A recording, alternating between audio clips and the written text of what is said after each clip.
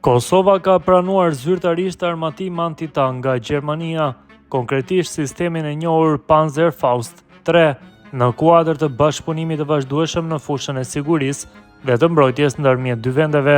Ky furnizim synon rritjen e kapaciteteve mbrojtëse të forcës së sigurisë së Kosovës, duke kontribuar në modernizimin gradual të saj dhe përputhjen me standardet e partnerëve euroatlantik.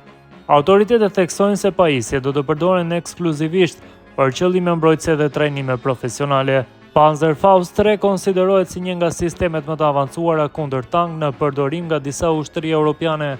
Marrëveshja me Gjermaninë shihet si një tjetër dëshmi e mbështetjes së Berlinit për stabilitetin dhe sigurinë në rajon. Antitanku gjerman Panzerfaust 3 mund të bartet lehtë në duar nga secili ushtar i përgatitur për përdorim. Antitanku aktivizohet nga një person i cili e mbart armën në duar dhe për të qindën e sekondës shkatëron mjetet të blinduara si tanke moderne, mjete luftarake këmbësorie dhe automjetet të blinduara luftarake, bunker, fortifikime, ndërtesa e infrastrukturë ushtarake. Antitanku gjerman me shkurtesën PZF, me gjatësi 120 cm, peshon 13 kg. Me të, mund të qellohet me lloje të ndryshme të municionit, varësisht nga objektivi. Vet kalibri 110 mm i predhës i cili aktivizohet nga edhësi 60 mm, flet për fuqinë shkatëruese që e ka. Shpejtësia fillestare e lëshimit të predhës është 165 milje për sekond dhe ajo mund të depërtojë në veturën e blinduar deri në 700 mm trashësi. Në betone ose bunkere të blinduar dhe të fortifikuara me betone armatur, ajo depërton deri në 240 mm thellësi.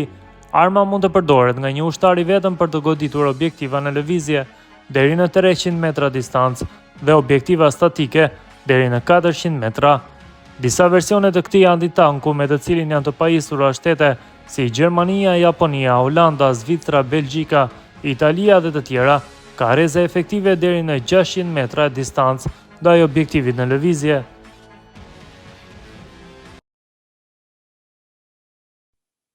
Vitet e fundit, Kosova e ka përshpejtuar armatosjen duke bler armë kryesisht nga Shtetet e Bashkuara dhe nga Turqia përfshirë raketa dhe dronë.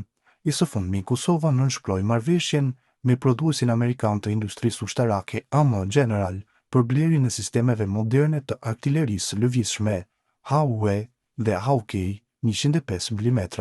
Këtë e bëri të ditur ministri i mbrojtjes Ajub Maqedonsi përmes një shkrimi në Facebook. Maqedonsi theksoi se me këtë blerje ushtria jonë po kalon në një fazë tjetër zhvillimi atë të rritjes së fuqisë së zjarrit, direkt përshitje në distanca të largëta.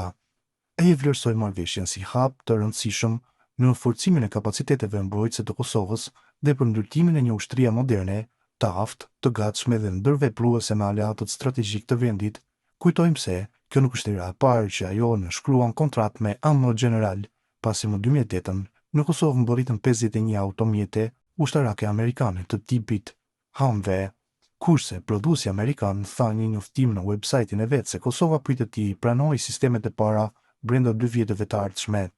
Përveç sistemeve të artillerisë lëvizëse, Forca e Sigurisë së Kosovës do të pajiset gjithashtu me ambulanca, kamion komandimi dhe kontrolli si dhe kamion të tjerë mbështetës, të cilët mundësojnë funksionimin e një baterie të plot artillerie dhe vendosjen e kapaciteteve të qitjes indirekte.